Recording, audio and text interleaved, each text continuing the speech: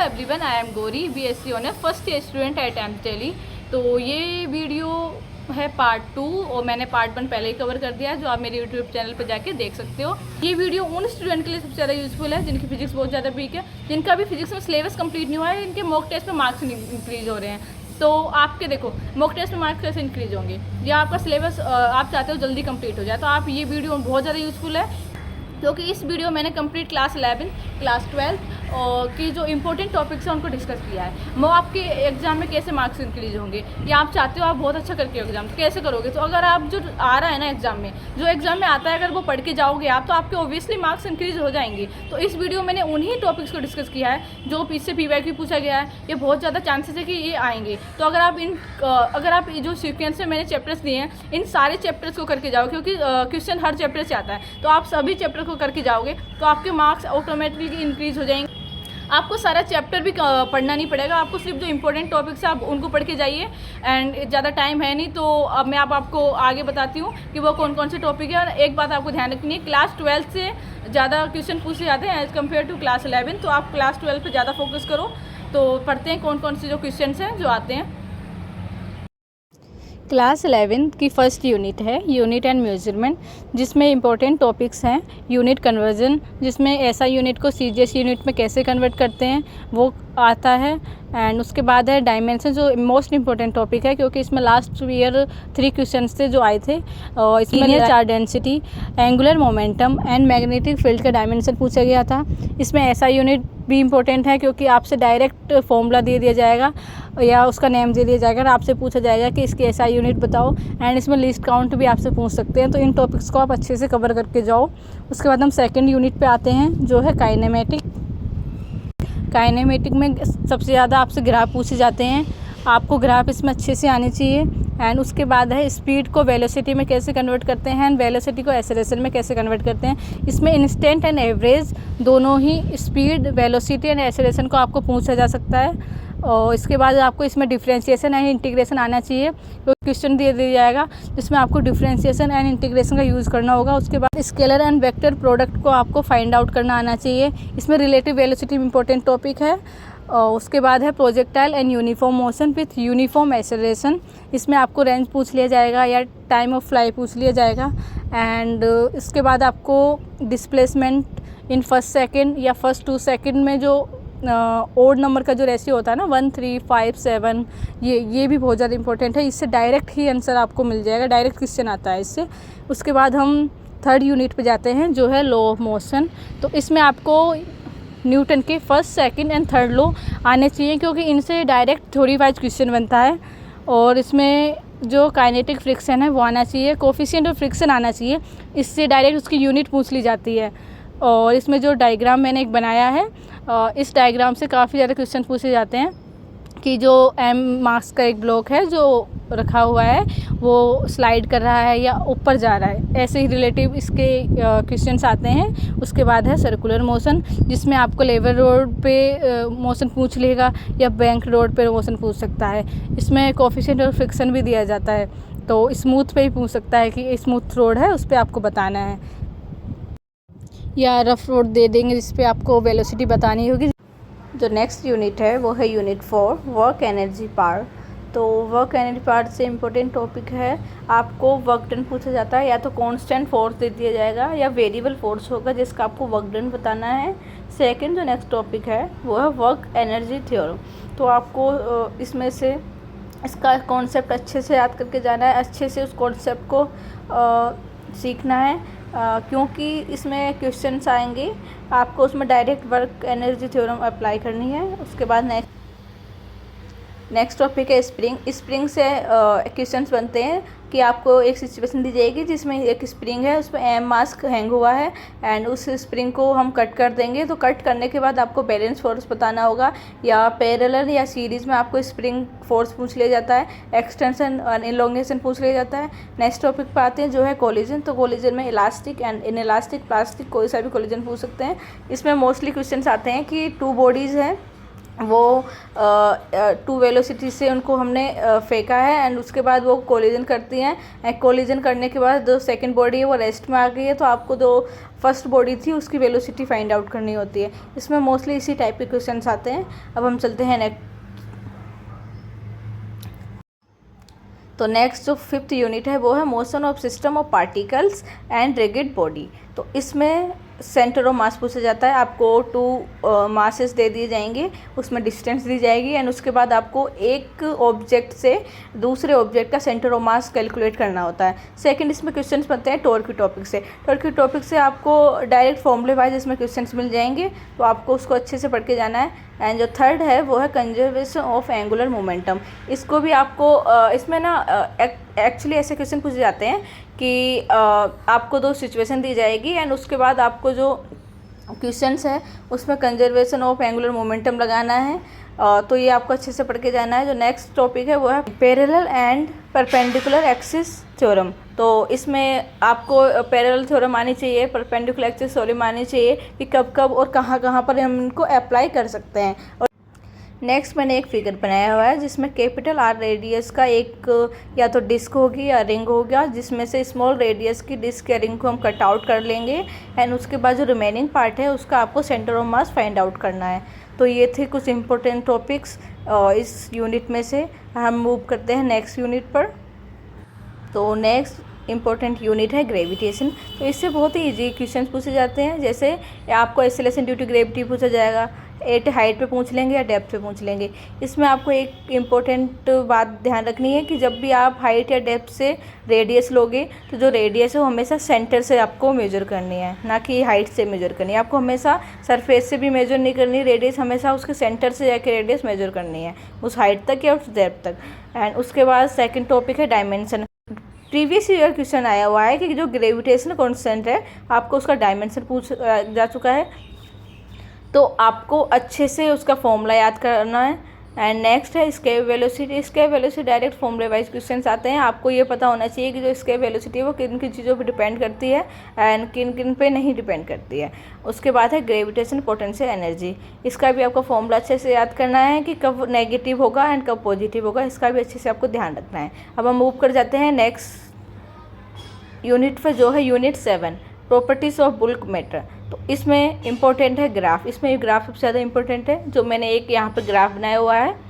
तो इस ग्राफ में आप देख रहे हैं कि ये जो ग्राफ है इसमें आपसे फोर्स और इलोंगेशन का रिलेशनशिप पूछा जाता है कि हुक लो कहाँ कहाँ तक वैलिड है और डक्टाइल नेचर कहाँ पर होगा, इसमें इलास्टिक रीजन कब ख़त्म हो जाएगा या कहाँ से स्टार्टिंग है, फ्रैक्चर पॉइंट पूछ लिया जाता है। तो ये ग्राफ आपको अच्छे से पढ़ के जाना है, ये NCERT में भी दिया हुआ है। नेक्स्ट हम पढ़ते हैं स्ट्रेस एंड स्ट्रेन का रिलेशनशिप। आपको ये अच्छे से आना चाहिए। इसमें young modulus, shear modulus and bulk modulus भी आना चाहिए। ये किन किन चीज़ों पर डिपेंड करते हैं, ये टेम्परेचर पे डिपेंडेंट है या इंडिपेंडेंट है, ये भी आपको पता होना चाहिए।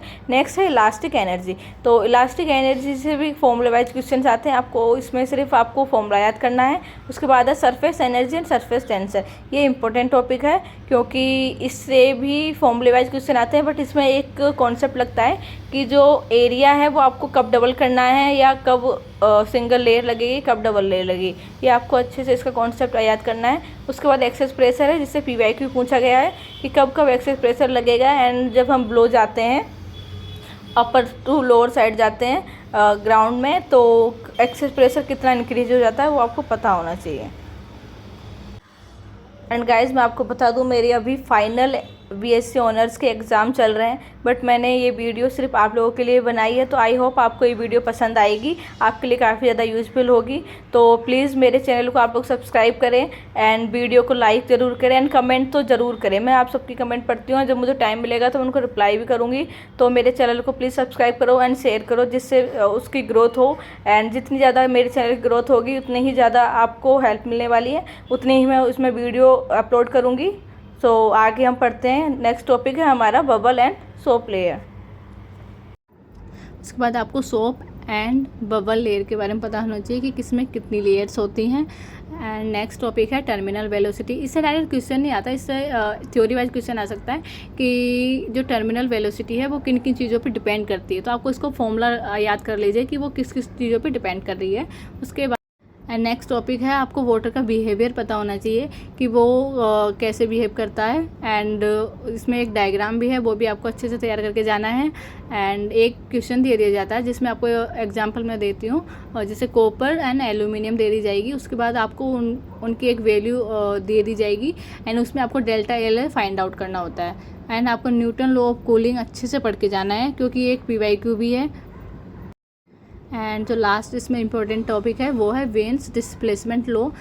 ये भी आपको इसका आप ग्राफ होगा एक, वो देख जाइए, या इसमें वेवलेंथ किस पे डिपेंड करती है वो भी देख के जाइए।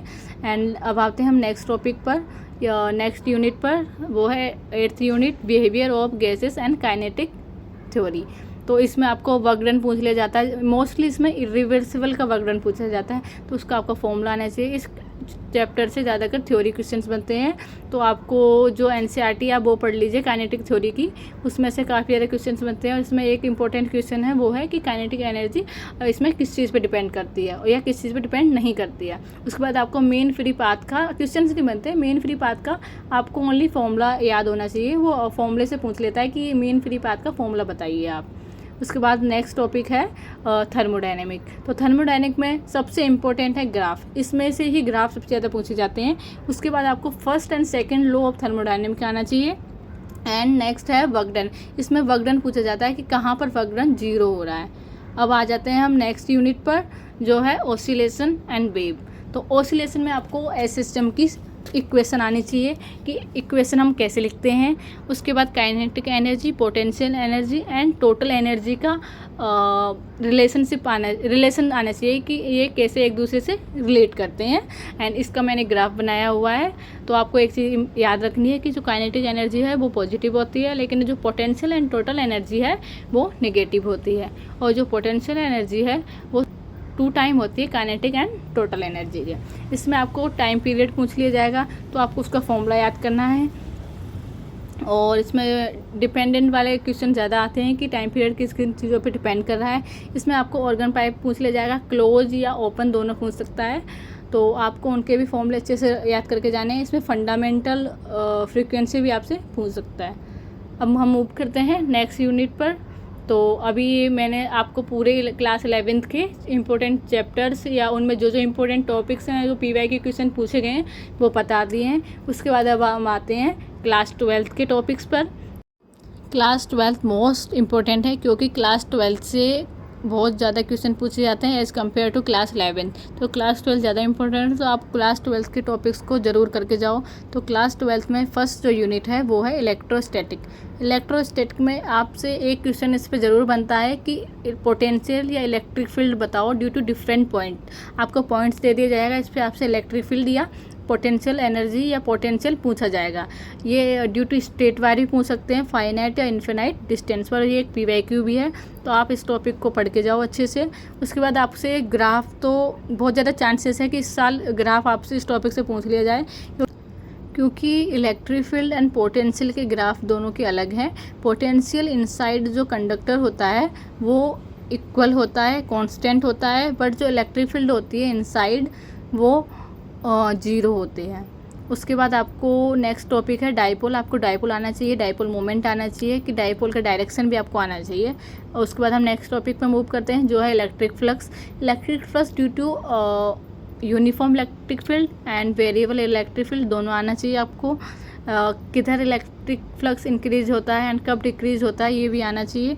नेक्स्ट टॉपिक है कैपेसिटर। तो कैपेसिटर में सबसे ज़्यादा आपको सीरीज़ या पैरेलल कैपेसिटर दे दिया जाएगा एंड उसमें आपको डायरेक्ट फॉर्मूला अप्लाई करना होगा। ज़्यादा हार्ड क्वेश्चन नहीं आते हैं इस टॉपिक से, तो इजीली आप उनको सॉल्व कर पाओगे। एंड इसमें एक कैपेसिटर का डायग्राम दे दिया जाता है और उसमें आपको करंट या पोटेंशियल फाइंड आउट करना होता है। नेक्स्ट टॉपिक है एनर्जी स्टोर्ड। इसमें आपको कैपेसिटर में कितनी एनर्जी स्टोर्ड हुई है वो पूछी जाती है, उसका भी आपको फॉर्मूला अच्छे से याद करना है। एंड नेक्स्ट जो यूनिट है वो है करंट इलेक्ट्रिसिटी। तो जो करंट इलेक्ट्रिसिटी है, इसमें फर्स्ट इम्पोर्टेंट टॉपिक है ड्रिफ्ट वेलोसिटी या मोबिलिटी। आपको इसमें फॉर्मूले, जो चैप्टर है इसमें आपको इसमें फॉर्मूले ज़्यादा अच्छे से आने चाहिए, क्योंकि जो ड्रिफ्ट वेलोसिटी एंड मोबिलिटी है इसमें आपको पूछ लेंगे कि किन किन चीज़ों पर डिपेंड करता है। तो उसके बाद जो नेक्स्ट टॉपिक है इसमें टेम्परेचर डिपेंडेंस ऑफ रेजिस्टेंस पूछा जाता है। कंडक्टर, सेमीकंडक्टर एंड इंसुलेटर पे कैसे टेम्परेचर डिपेंड करता है ये आता है। इसमें जो डायग्राम है इन तीनों के वो भी आपसे पूछ लिया जाता है कि ये वो कैसे वेरी करता है। एंड इसमें जो इम्पोर्टेंट टॉपिक है वो है जो ये फॉर्मूला मैंने लिखा हुआ है R equal to rho by rho, resistance equal to rho L/A। इसमें आपसे ये पूछा जाता है कि अगर हम लेंथ को इंक्रीज़ करेंगे वॉल्यूम कांस्टेंट करके तो जो रेजिस्टेंस है उस पर क्या इफेक्ट पड़ेगा या कितना ज़्यादा वो इंक्रीज या डिक्रीज हो जाएगा। एंड इस पर ये पूछा जाता है कि ये कैसे अफेक्ट होगा अगर हम लेंथ को कांस्टेंट रख के एरिया इंक्रीज करें। एंड उसके बाद नेक्स्ट टॉपिक है किरचॉफ लॉ। फर्स्ट सेकंड पूछा जाता है कि ये किन किन चीज़ों पे डिपेंड करता है, कौन सा लॉ एनर्जी पे डिपेंड करता है या कौन सा लॉ चार्ज पे डिपेंड करता है। तो आपको इसकी थोड़ी सी थ्योरी पढ़ लेनी है। उसके बाद आता है व्हीटस्टोन ब्रिज। इसमें आपको एक क्वेश्चन दे दिया जाएगा एंड व्हीटस्टोन ब्रिज का उसमें आपको फाइंड आउट करना है करंट कहाँ पर जीरो होता है। एंड नेक्स्ट यूनिट है unit 3 magnetic effect of current and magnetism. इसमें जो फर्स्ट इंपॉर्टेंट टॉपिक है वो है ampere's law. Infinitely long straight wire दे दी जाएगी आपको और इसमें आपको एम्पियर्स लॉ पूछा जाएगा। इसमें आपको फॉर्मूला वेक्टर फॉर्मूला अच्छे से याद करना है इसका। डायरेक्ट आपको क्वेश्चन दिया जाएगा कि इसमें आपको एम्पियर्स का वेक्टर फॉर्मूला बताना है, तो आपको वो अच्छे से लर्न करके जाना है। उसके बाद सेकेंड टॉपिक है सोलेनोइड से मोस्टली टू क्वेश्चंस बनते हैं कि मैग्नेटिक फील्ड बताओ, सेंटर पे बताओ या उसके एंड पे बताओ। एंड उसके बाद नेक्स्ट टॉपिक है गैल्वेनोमीटर को एमीटर में कैसे कन्वर्ट करते हैं एंड एमीटर को गैल्वेनोमीटर में कैसे कन्वर्ट करते हैं। नेक्स्ट इंपॉर्टेंट टॉपिक है पैरा, डाई एंड फेरोमैग्नेटिज्म। आपको इनके एग्जांपल्स आने चाहिए। इसमें एग्जांपल डायरेक्ट पूछ लिया जाता है। ये तीनों के डिफरेंस पता होना चाहिए एंड टेम्परेचर डिपेंडेंस पता होना चाहिए, कौन करता है टेम्परेचर पर डिपेंड या कौन टेम्परेचर पर डिपेंड नहीं करता है। इसमें आपको ग्राफ आना चाहिए। एंड इसमें एक जो इम्पोर्टेंट टॉपिक है नेक्स्ट वो है मैग्नेटिक फील्ड पूछ ली जाती है आपको सेंटर पे, मोस्टली सेंटर पे पूछी जाती है। तो एक PYQ भी है, तो आपको मैग्नेटिक फील्ड आना चाहिए। अगर हम किसी भी पॉइंट पे पूछ लें वो निकालनी आनी चाहिए आपको। उसके बाद हम अपने नेक्स्ट इम्पोर्टेंट यूनिट पे मूव करते हैं, वो है 4 यूनिट EMI। तो 4th यूनिट है EMI एंड अल्टरनेटिंग करंट। तो EMI में आपको Faraday first and second law आना चाहिए, उसके फॉर्मूलेज आने चाहिए, वो किस किन चीज़ों पे डिपेंड करता है। एंड इसमें बहुत इजी क्वेश्चंस आते हैं। एंड नेक्स्ट इंपॉर्टेंट टॉपिक है एडी करंट। एडी करंट से ज़्यादा कुछ नहीं, बस आपको थोड़ी सी जो NCERT में थ्योरी दी है वो पढ़ लेनी है। नेक्स्ट टॉपिक है पीक एंड RMS वैल्यू। ये मोस्ट इंपॉर्टेंट है क्योंकि आपसे पूछ लिया जाता है कि RMS वैल्यू बताओ या पीक वैल्यू बताओ करंट की, वोल्टेज की, किसी की पूछ सकता है। नेक्स्ट टॉपिक है LCR सीरीज़, जो लास्ट ईयर आया था। तो नेक्स्ट टॉपिक है LCR सीरीज़ जो एक PYQ है जो 2024 के एग्ज़ाम में आया था। तो उसमें आपको LCR सर्किट दे दिया जाएगा जिसमें आपको Z की सबसे पहले वैल्यू फाइंड आउट करनी होती है एंड उसके बाद फॉर्मूला लगाना होता है I = V/Z एंड वहाँ से आप इजीली करंट फाइंड आउट कर सकते हो। और नेक्स्ट टॉपिक है रेजोनेंस, कि आपको रेजोनेंस की कंडीशन आनी चाहिए, कब कब रेजोनेंस होता है। एंड उसके बाद हम नेक्स्ट यूनिट पे मूव करते हैं। तो जो हमारी 5th यूनिट है वो है EMW। EMW से मोस्टली थ्योरेटिकल क्वेश्चंस बनते हैं।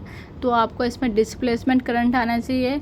आपको एक चीज़ बहुत अच्छे से ध्यान रखनी है कि जो डिस्प्लेसमेंट करंट होता है वो 0 हो जाता है जब कंडक्टर फुली चार्ज हो जाता है, और डिस्प्लेसमेंट करंट तभी प्रोड्यूस होता है जब वेरिंग इलेक्ट्रिक फील्ड लो कांस्टेंट पे नहीं होता है। जब इलेक्ट्रिक फील्ड चेंज होती रहेगी तो डिस्प्लेसमेंट करंट जनरेट हो जाता है। एंड इसमें सेकेंड टॉपिक है EM वेव। इलेक्ट्रोमैग्नेटिक वेव्स आपको आनी चाहिए, X-रे, UV रे, इंफ्रारेड रे, रेडियो वेव रे, ये अच्छे से आने चाहिए। इनकी वेवलेंथ आनी चाहिए, फ्रीक्वेंसी आनी चाहिए। इनको आपको अरेंज करने को दे देंगे कि इंक्रीज ऑर्डर में फ्रीक्वेंसी की इंक्रीजिंग ऑर्डर में आप इनको लगाइए, तो वो अच्छे से आनी चाहिए। आपको इनके एग्जांपल आने चाहिए, रेडियो वेव के क्या एग्जांपल है, कहाँ कहाँ हम इनको एप्लीकेबल है, कहाँ कहाँ हम इनको यूज़ कर सकते हैं, ये इंपॉर्टेंट है। आपको स्पेक्ट्रम आना चाहिए। एंड अब मूव कर जाते हैं हम नेक्स्ट इंपॉर्टेंट यूनिट पर जो है ऑप्टिक्स। तो ऑप्टिक्स में आपको लेंस फॉर्मूला याद करके जाना है, मिरर फॉर्मूला याद करके जाना है, क्योंकि इससे डायरेक्ट ही क्वेश्चंस बनते हैं, तो आप इजीली अपने मार्क्स से जो गेन कर सकते हो इसमें। नेक्स्ट है TIR, टोटल इंटरनल रिफ्लेक्शन। इसमें आपको ज़्यादा कुछ नहीं पढ़ना, सिर्फ कंडीशन पढ़ के जाना है कि कब कब TIR होता है। एंड उसके बाद नेक्स्ट टॉपिक में मूव करते हैं जो है मैग्नीफिकेशन। आपको मैग्नीफिकेशन पूछ लिया जाएगा कि इस ऑब्जेक्ट का आपको मैग्नीफिकेशन बताना है, जिसमें आपको height of image and height of object दे दी जाएगी एंड उसके बाद आपको मैग्नीफिकेशन का फॉर्मूला लगाना है, डायरेक्टली आपको आंसर उसमें मिल जाएगा। नेक्स्ट हमारे इंपॉर्टेंट टॉपिक है प्रिज्म। आपको प्रिज्म आना चाहिए, थिन प्रिज्म आना चाहिए। एंड नेक्स्ट टॉपिक पे हम मूव करते हैं तो वो है यंग डबल स्लिट एक्सपेरिमेंट, जिससे PYQ भी है। तो ये टॉपिक बहुत ज़्यादा इंपॉर्टेंट है, आपको अच्छे से पढ़ के जाना है। इसमें आपको फ्रिंग्स की विड्थ पूछ ली जाती है, तो आपको इनमें नॉर्मली फॉर्मूले हैं जो अच्छे से याद करके जाने हैं। नेक्स्ट है टेलीस्कोप। इसमें टेलीस्कोप की मोस्टली रिसॉल्विंग पावर का क्वेश्चन आता है कि एक टेलीस्कोप दे दिया जाएगा, उसके बाद आपको उसमें कुछ वैल्यू दी जाएंगी एंड डायरेक्ट आपको फॉर्मूला लगा के रिसॉल्विंग पावर निकालनी है। नेक्स्ट जो टॉपिक है वो है फेज डिफरेंस एंड डिफ्रैक्शन, जो इम्पोर्टेंट है क्योंकि इससे भी PYQ आया हुआ है। तो इसमें आपको फेज डिफरेंस निकालना होगा एंड डिफ्रैक्शन से पूछ ली। डिफ्रैक्शन से डायरेक्ट जो NCERT में ना थोड़ी सी थ्योरी लिखी हुई है डिफ्रैक्शन के बारे में कि कब कब डिफ्रैक्शन होगा, तो आपको वो चीज़ याद करनी है इसमें। एंड अब हम मूव करते हैं नेक्स्ट 7th यूनिट पर जो है dual nature of matter and radiation. तो इसमें जो फर्स्ट इम्पोर्टेंट टॉपिक है ये बहुत ज़्यादा इम्पोर्टेंट है। इसमें जो इम्पोर्टेंट टॉपिक है वो है फोटो इलेक्ट्रिक इफेक्ट। इससे बहुत ज़्यादा PYQ आए हैं और ये मोस्ट इम्पॉर्टेंट है, तो आपको इसको अच्छे से पढ़ के जाना है। इसकी थोड़ी सी आपको NCERT भी पढ़ लेनी है। एंड नेक्स्ट टॉपिक है de Broglie relationship and threshold frequency. आपको इसमें फॉर्मूला याद करना है। इसमें आपको डी ब्रोगली की वेवलेंथ का फॉर्मूला आना चाहिए एंड थ्रेशोल्ड फ्रीक्वेंसी आना चाहिए। एंड नेक्स्ट जो इम्पोर्टेंट टॉपिक है वो है वेव एंड पार्टिकल नेचर।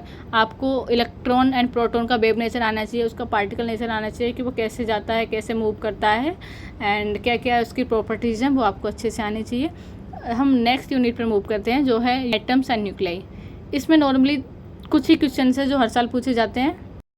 एक क्वेश्चन तो ये आता है कि जैसे N2 एनर्जी लेवल से N1 एनर्जी लेवल पर एक इलेक्ट्रॉन है जो जंप कर रहा है या मूव कर रहा है, तो इसमें आपको पूछ लिया जाएगा कि जब वो मूव कर रहा है वहाँ से जंप कर रहा है तो एनर्जी बताओ, वहाँ की वेलोसिटी बताओ या रेडियस। इसमें आपको डायरेक्ट फॉर्मूले याद करने हैं। इसमें डायरेक्ट फॉर्मूला अप्लाई करोगे आप इजीली उस क्वेश्चन को सॉल्व कर लोगे। तो ये एक ऐसा टॉपिक है जिससे आप इजीली अपने मार्क्स इंप्रूव कर सकते हो। नेक्स्ट टॉपिक है आइसोटोप एंड आइसोबार। ये बहुत ईजी टॉपिक है, तो ये सबको आता ही होगा क्योंकि आपने केमिस्ट्री में पढ़ा हुआ होगा। नेक्स्ट टॉपिक पे हम मूव करते हैं वो है बाइंडिंग एनर्जी। एक इम्पोर्टेंट मैं बात बता रही हूँ आपको जो आपको याद रखनी है। Binding energy and binding energy per nucleon बहुत आर डिफरेंट, तो आपको ध्यान रखना है कि उसने बाइंडिंग एनर्जी पूछी है या बाइंडिंग एनर्जी पर न्यूक्लियन पूछा है। तो इस यूनिट में से आपको जो नेक्स्ट टॉपिक है ये आपको बहुत मोस्ट इम्पोर्टेंट टॉपिक है क्योंकि इससे क्वेश्चन बनता ही बनता है। तो जो ये मैंने फॉर्मूला लिखा हुआ है R=R0A1/3, ये बहुत ज़्यादा है क्योंकि इंपॉर्टेंट है, क्योंकि इससे ना डायरेक्ट रेशियो का क्वेश्चन आ जाता है कि आपको एल्यूमिनियम दे दिया या कॉपर दे दिया, उसमें इन दोनों का आपको रेशियो बताना है, रेडियस का रेशियो बताना है या उसके मास नंबर का रेशियो बताना है। तो ये फॉर्मूला आपको डायरेक्ट अप्लाई करना है और आप उस क्वेश्चन को इजीली सॉल्व कर पाओगे। तो नेक्स्ट टॉपिक है वो है फ्यूजन एंड फ्यूजन। इसमें आपको डिफरेंस पता होना चाहिए एंड इसमें जो ग्राफ है फ्यूजन और फ्यूजन का वो आपको आना चाहिए। और इसमें कुछ वैल्यू दी हुई है बाइंडिंग एनर्जी पर न्यूक्लियन की, तो वो भी आपको आनी चाहिए और इसमें से ज़्यादा कुछ आता नहीं है। तो अभी हम देन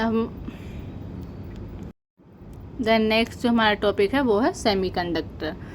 तो जो सेमीकंडक्टर यूनिट है इसमें जो इम्पोर्टेंट टॉपिक्स है, फर्स्ट है difference between conductor, semiconductor and insulator, जो मैंने आपको पहले भी बता दिया है। तो ये इंपॉर्टेंट है, आपको इसमें रेजिस्टेंस कैसे वेरी करता है या टेम्परेचर कैसे डिपेंड करता है वो आना चाहिए। एंड उसके बाद इसमें जो ग्राफ है वो भी आना चाहिए आपको कॉपर निकल का। एंड नेक्स्ट जो टॉपिक इम्पोर्टेंट है वो है गेट से तो क्वेश्चन बनते ही बनते हैं, ये तो बहुत ज़्यादा इंपॉर्टेंट टॉपिक है। तो इससे हर साल क्वेश्चन बनता है, तो इस साल भी क्वेश्चन बनेगा ही बनेगा। आपको अच्छे से गेट पढ़ के जाना है, लॉजिक गेट अच्छे से पढ़ के जाना है, कब एंड है और है कब रिवर्स वाला हो रहा है।